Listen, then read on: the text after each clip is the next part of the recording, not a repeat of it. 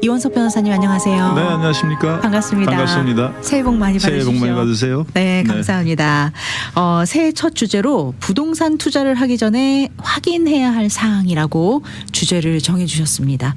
변호사님, 부동산 투자에서 가장 먼저 확인해야 할 것, 저희 청취자 여러분들 어떻게 보면 좀 많이 아는 것 같다라고 생각하실 수도 있는데 의외로 정말 좀 놓치고 지나가시는 부분들이 많은 것 같아요. 네, 맞습니다. 특히 요새 제가 사실 이제 오늘 그 주제를 부동산 투자에 관해서 말씀을 나누고자 이렇게 시작을 했는데 네. 이제 우리가 부동산 투자라고 하면은 이제 대부분의 물론 개인이 직접 사고 팔고 하는 그런 투자일 수도 있겠고요. 네. 그동안 한동안 이제 그 부동산 그 플립이라고 해서 예를 들어서 뭐 망가진 건물이라든지 네. 오래된 건물들을 사서 그거를 이제 투자자와 네. 그것도 부동산을 산 다음에 그것을 이제 고쳐서 하는 전문 뭐 컨트랙터와 어떤 계약을 맺어서 하는 투자 이런 건들이 굉장히 많이 있거든요. 네. 근데 이제 저희 사무실에 이제 요새 이제 굉장히 많이 전화들이 오고 문제가 생기는 그런 그 상황이 네. 많은 투자자들이 이제 보면 그동안 뭐 예를 들어서 돈이 뭐 몇백만 불씩 갖고 있는 사람은 본인이 직접 투자를 하겠지만 예를 들어서 뭐 30만 불, 20만 불, 50만 불 이 정도 갖고 있는 분들은 본인이 혼자 부동산 사고 팔기 하기에는 애매한 돈 액수를 갖고 계신 분들이 있거든요. 네. 그런데 이분들이 이제 혼자 사시기에는 힘들고 하다 보니까 여러 명이 모여서 같이 이렇게 부동산을 사고 투자를 해서 네. 이 돈이 이제 은행에 있다 보면 별로 이자로는 남는 수익이 없으니까 어떤 이제 그 투자 목적으로 이제 하시는 분들이 많이 계셨어요. 제가 보기에는 지난 4, 5년 동안 굉장히 많은 분들이 아마 이런 투자를 하셨던 것 같아요. 그렇군요. 그런데 요새는 이제 어떤 문제들이 생겼냐면 네. 본인이 누구를 믿고 투자를 한다고 돈을 줬는데 그 돈이 어디에 투자됐는지 어떤 식으로 내가 돈을 받을 건지 네. 이 돈이 언제 어떤 투자가 끝나서 돈을 이런 걸 전혀 모르고 그냥 투자하신 분들이 있는데 이런 분들이 지금 요새 와서 저희 사무실 전화를 굉장히 많이 연락이 오시고 네. 돈을 받지 못해서 발을 동동 구시는 분들이 굉장히 많으시거든요. 네. 네. 그래서 이제 물론 이미 하신 분들은 어쩔 수 없이 본인이 투자하신 돈을 다시 돌려받기 위해서 노력하셔야 될 거고 앞으로 또 투자하실 분들은 어떤 이런 상황이 있을 경우에 어떤 점들을 확인을 해야지만 네.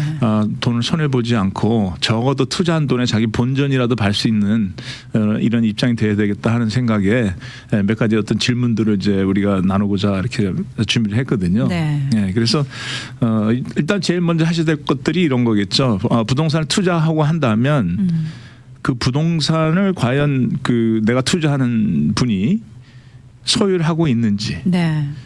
여러 가지 이제 질문들이 있겠죠. 소유하면 누가 소유를 하는지, 회사가 소유한다면 그 회사의 주인들이 누군지.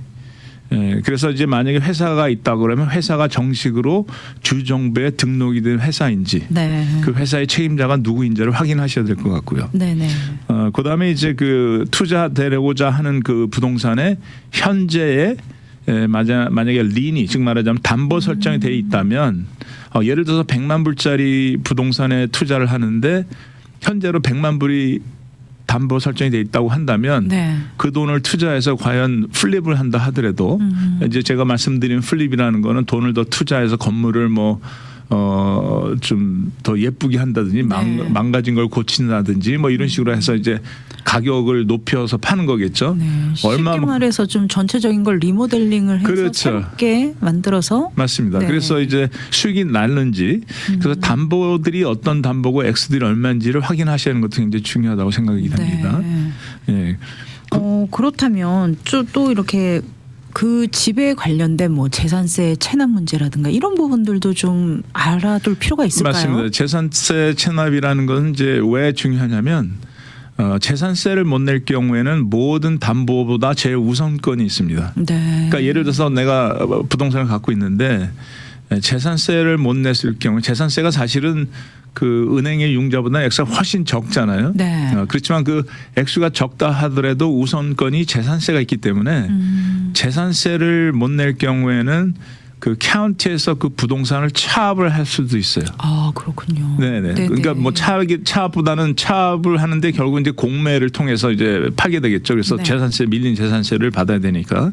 그래서 재산세도 굉장히 중요한 체크 포인트라고 볼 수가 있겠죠. 네. 네. 그 밖에는 또 어떤 질문들이 나올 수 있을까요? 그다음에 현재 이 부동산 투자하고자 하는 부동산에 어떤 리스펜던스가 있는지 우리가 얘기하는 리스펜던스라는 거는 현재 이 부동산의 어떤 소유권과 관련해서 분쟁이 있다는 거를 만인한테 공포하는 이런 그 서류인데 네. 이 서류가 County Recorder's Office에 등기가 되고 그 등기를 떼어보면 거기에 이제 리스펜던스가 있다 이렇게 나와 있거든요. 그러니까 이런 것들은 이제 피해야 되는 투자 물건이다 이렇게 말씀드릴 수 있을 것 같습니다. 네. 다음에는 또 투자 대상 법인에 대해서 좀 여쭤보고 싶은데요. 법인 이름이 실제로 주정부 기록과 일치하는지 아니면 좀 뭔가가 기록이 다르게 되어 있는지 이런 부분들은 어떻게 그렇죠. 확인할 수 이런 있을까요? 확인하는 건 사실은 굉장히 간단한 방법이 있습니다. 온라인에 가셔갖고 Secretary of State 저기 뭐 Fixed Name File하고 뭐 이런 데 확인을 해보면 네. 그 비즈니스 이름 확인하는 섹션이 있거든요. 그 섹션에 있다 보면 그 회사가 제대로 등록된 회사인지 네.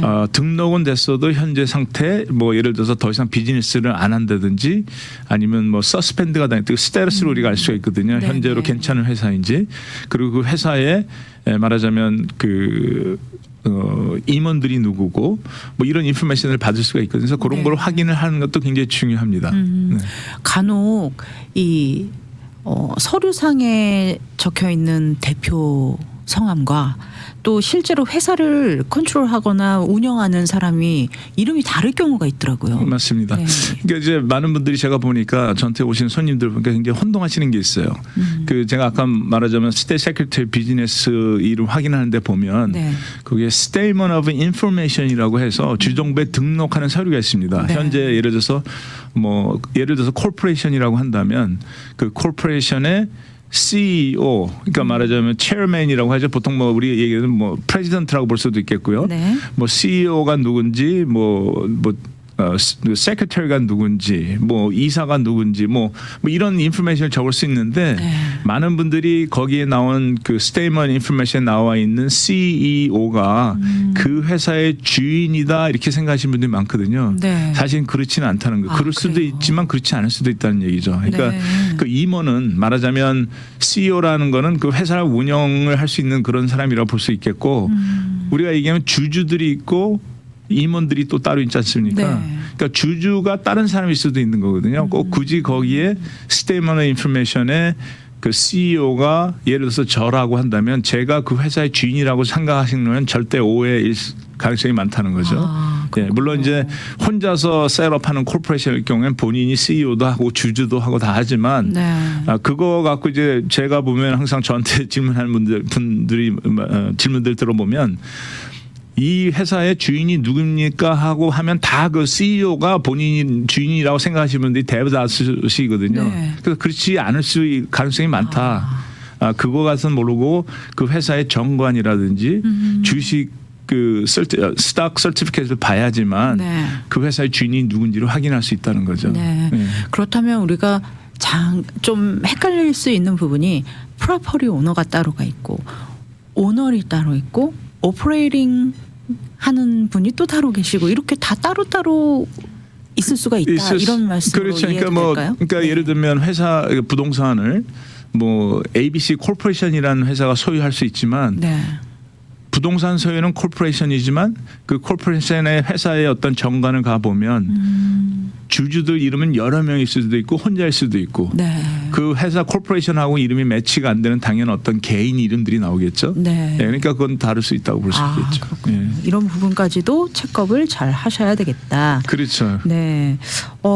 그렇다면 비즈니스에 따라서 이 투자자들에 대한 이야기, 이 동의 없이 투자자가 한 명이 아니라 좀 여러 명이 있을 수가 있잖아요. 그렇죠. 그러니까 제가 사무실에 전화 오신 분들 제가 이렇게 만나서 상담하시는 분들 얘기를 나눠보면 네.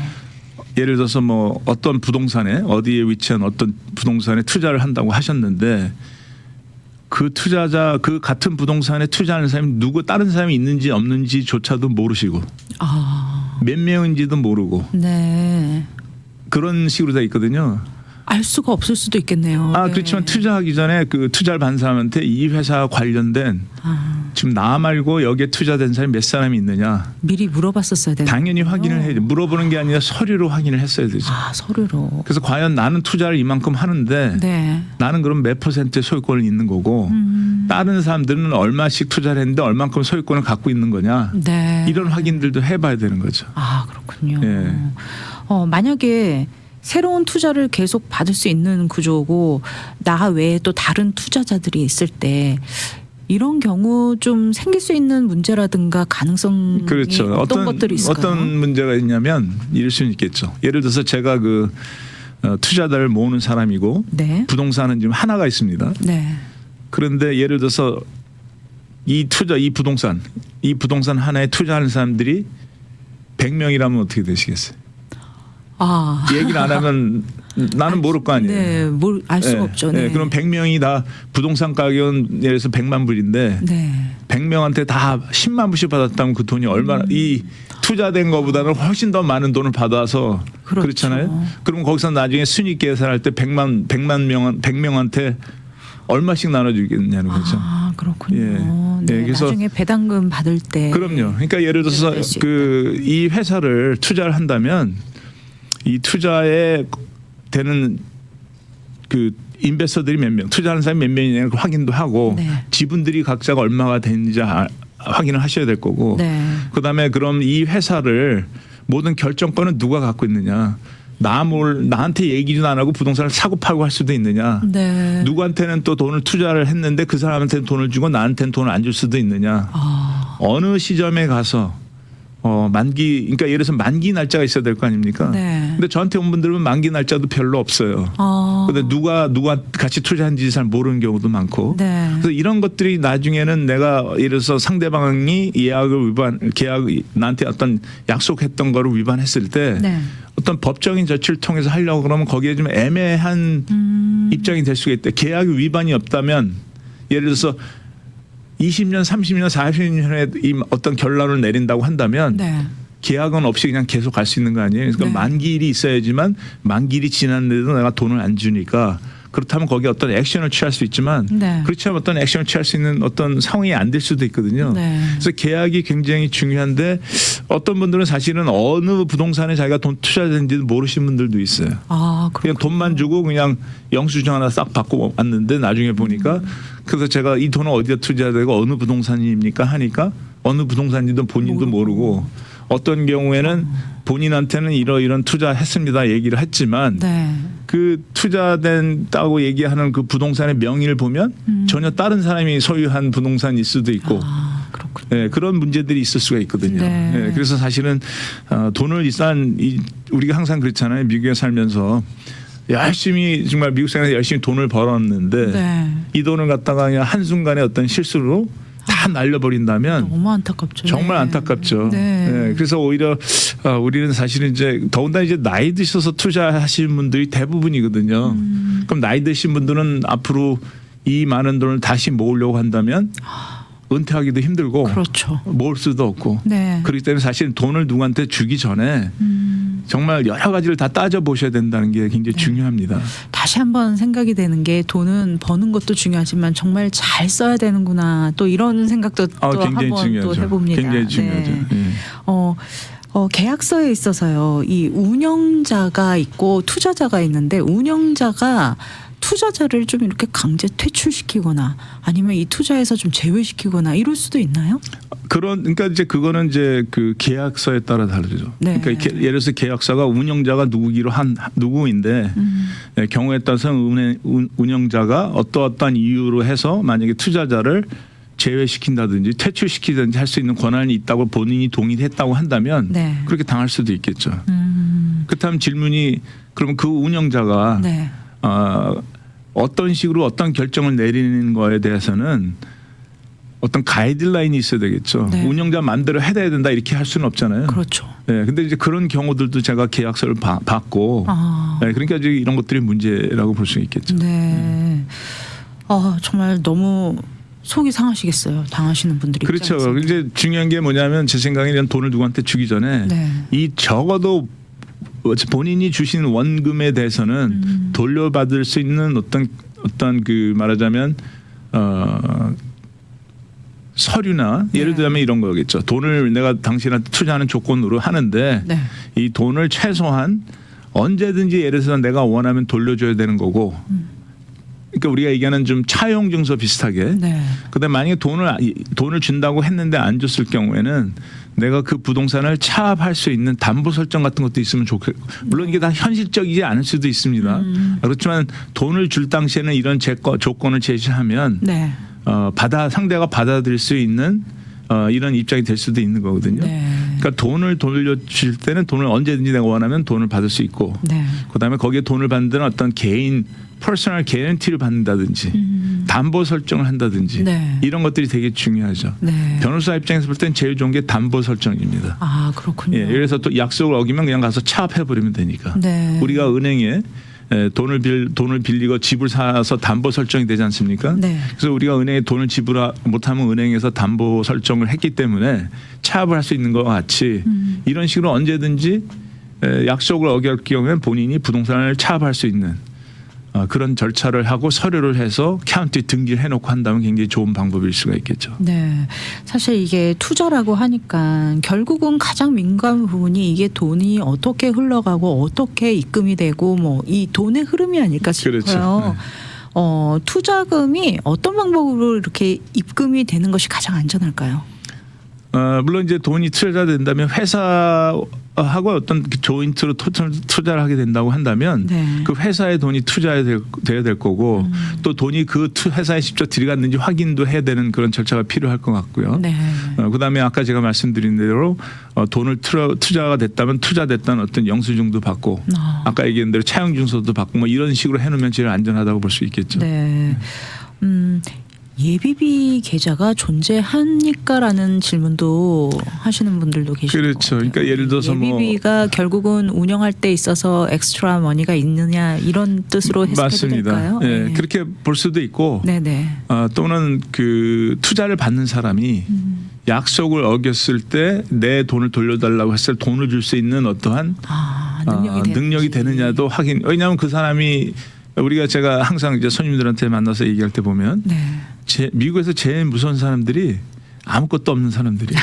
맞습니다. 왜냐하면 물론 이제 형사법은 다른 얘기지만 네, 네. 민사법은 아무리 뭐 100만 불, 200만 불 판결을 받아도 상대방이 줄 게 하나도 없으면 네. 뺏어올 게 하나도 없습니다. 그렇죠. 그렇기 때문에 사실은 이분들이 뭐 돈을 투자하시면서 상대방이 어떤 개인 보증을 섰다든지 뭐 여러 가지 한다고 하면 네. 과연 그분들이 계약을 위반해서 내가 어떤 돈을 달라고 요구했을 때 돈을 줄 수 있는 능력이 있는지 네. 아무것도 없는 사람한테 여러 명이 가서 돈을 막 투자하고 돈을 맡긴다고 한다면 최악의 경우에는 받을 가능성이 없을 네, 수 있겠죠. 맞습니다. 예. 차용증에 대해서도 좀 한 말씀 부탁드립니다. 그렇죠. 차용증은 아까 제가 말씀드린 대로 차용증에 사실 가끔 제가 보는 차용증은 어떤 차용증이냐면 돈을 누구한테 꿔주기로 했다는 건 그런 문구가 있고요. 네. 두 번째로는 만기일이 있는 것도 있고 차용증 중에 제가 손님들 이렇게 준비하는 거 보면 만기일이 없는 것들도 있어요. 원칙은 있어야 되는 거예요. 당연히 있어야 되겠죠. 만기일이 없다면 만기일이 평생 갈 수가 없잖아요. 네. 50년, 60년이 지나도 만기일이 없다면 계약 위반한 건 아니거든요. 그 없는 거는 왜 없는 거죠? 계약서 차용증을 준비하시는 분들이 잘 몰랐던 거죠. 개인들끼리 한다든지 네. 아니면 그 변호사가 아닌 뭐 다른 분들 뭐 에스코에서 준비한다든지 뭐 다른 식으로 해서 네네. 만기일이 없는 경우도 있고 네. 아까 제가 말씀드린 만기일이 없다면 50년, 60년, 70년, 80년이 가도 계약 위반은 아니잖아요. 그렇죠. 네, 돈을 꽂아는 건 알겠는데 네. 그리고 또 이제 뭐가 필요하냐면 정기적으로 돈을 지불해야 돼요. 그러니까 차용 돈을 빌려주는 대신 아니면 투자하는 대신 정기적으로 나한테 돈 얼마 준다는 그런 문구가 있어야 됩니다. 왜 그러냐면 만기일에서 10년이라고 하는데 전혀 돈을 주지 않아도 돼야 된다면 10년을 무조건 기다려야 되는데 10년까지 기다리기는 빤히 지금 상황이 돈을 못 받을 걸 알거든요. 네. 근데 사실 그렇게 되면 계약 위반이 10년이 될 때까지는 계약 위반이 아니니까. 네. 하지만 만약에 매달 얼마씩 주는 걸 약속을 해놓는다고 한다면 그리고 차용증서에 매달 주는 거를 위반했을 경우에는 언제든지 전체 액수를 요구할 수 있는 권한이 있다. 네. 이렇게 얘기한다면 매달 받는 거 어떤 계약 위반이면 곧바로 10년까지 기다릴 필요 없이 곧바로 계약 위반으로 소송하고 차업하고 뭐 이런 것들을 할 수가 있으니까. 네. 예, 그다음에 이제 그 차용증서에서 한 가지 더 꼭 필요한 게 뭐냐면 변호사 비용에 대한 내용이에요. 네. 예를 들어서 내가 누구한테 3만 불을 돈을 꽂았는데 그 차용 아니면 투자를 했는데 네. 차용 증서가 다 있습니다. 제가 말씀드린 게 다 있는데 만약에 상대방이 계약 위반해서 돈을 주지 않아서 내가 변호사를 선임해서 소송을 한다고 하면 네. 소송 비용이 꽂은 돈 3만 불, 4만 불보다는 더 많이 들 수도 있거든요. 네. 네, 그렇게 된다면 3만 불, 4만 원 받으려고 변호사 비용을 그 이상을 쓸 수가 없지 않습니까? 네, 네. 그렇게 되면 돈을 못 받을 가능성도 굉장히 많아요. 하지만 만약에 그 차용증서의 변호사 비용, 즉 말하자면 당신이 약속한 대로 약속을 이행하지 않았을 경우에 내가 만약에 변호사를 선임해서 계약 위반을 소송한다면 네. 거기에 따른 모든 소송 비용과 변호사 비용은 당신이 지불합니다 하는 내용이 있다고 한다면 네. 반대로 어떻게 되냐면 상대방에서 3만 불을 꿔준 거 갚지 않으려고 하다가 더 큰 3만 거를. 불에다가 변호사 비용 4만 불, 5만 불 그보다 네. 훨씬 더 많은 돈을 물어줘야 되기 때문에 빨리 돈을 갚아야 될 어떤 이유가 생기는 거죠. 네, 예. 제일 확실한 이유네요. 네, 그렇죠. 그래서 그 항상 모든 계약서는 그 변호사 분쟁이 생겼을 경우에 법적인 조치를 취한다면 변호사 비용을 누가 지불하느냐 그런 문구가 꼭 있는 게 되게 중요합니다. 아, 그러네요. 예, 예. 네. 이런 부분을 좀 간과하고 있다가 놓치고 결국은 그냥 지나가 버리면 결국은 내가 다 손해를 봐야 되는 상황이 생길 수 있으니까. 그렇죠. 그래서 네. 지금 사실은 그 꼭 뭐 이런 계약서를 뭐 변호사를 통해서 해야 된다는 건 아니고 상식적으로 좀 알고 있으면 예, 좋을 것 본인들이 같아요. 그냥 그 한글로 써도 상관은 없거든요. 네네. 그렇지만 제가 말씀드린 이런 것들을 꼭 그 차용증서에 집어넣는다고 한다면 피해를 보는 걸 막을 수 있겠죠. 네. 상식적으로 알고 계시면 도움이 되겠죠. 뭐 이런 경우가 흔치는 않을 거고 또 이렇게 상대방과 내가 이렇게 합의를 보는 것도 쉽지는 않겠지만 차용 증서를 써놨는데 이런 지금 말씀해주신 이런 부분들을 놓치고 그냥 차용 증서를 작성을 했다가 중간에 혹시 뭐 수정 같은 걸 할 수 있는 서로 간의 합의에 의해서 뭐 가능한가요? 아니요, 수정은 가능하죠. 네. 문제는 수정을 하려고 하는데 상대방이 동의를 안 하고 사인을 안 한다면 그 수정을 할 수가 없잖아요. 그렇죠. 예, 네. 예. 수정은 가능합니다. 서로 간에 상대방이 동의가 있을 때. 그렇죠. 네, 네, 잘 그렇습니다. 알겠습니다. 그렇다면 다음 질문은 상세한 예산과 공사 일정표가 있습니까? 라는 질문인데 이거는 어떤 상황에서 이런 질문이 나오죠? 그러니까 아까 예를 들어서 이제 공사를 한다고 하면 네. 예를 들어서 홈 인프루먼트를 한다고 하고 플립을 한다고 하면 내가 준 돈 갖고 돈이 어떻게 쓰여지고 있는지 네. 제대로 쓰여지고 있는지 과연 이 부동산에 의해서 쓰여지는지 만약에 예를 들어서 그 플립을 하는 사람들이 부동산이 여러 개가 있다면 이 돈이 과연 딴 데 가서 쓰여지는지 이럴 수도 있지 않습니까? 네. 그러니까 정기적으로 매달 어디에 돈을 쓰고 있고 어떻게 되는지 그 북스 앤 레코드라고 하죠. 네. 예, 그런 걸 당연히 손님이 물어볼 수도 있고 사실 제일 좋은 건 물어보기 전에 매달 나한테 달라고 하는 어떤 그게 계약서 중에 하나로 이렇게 들어가는 것도 굉장히 중요하겠습니다. 네. 사실 저희가 준비한 질문들이 굉장히 많은데 오늘 시간상 다 다루지는 못할 것 같고요.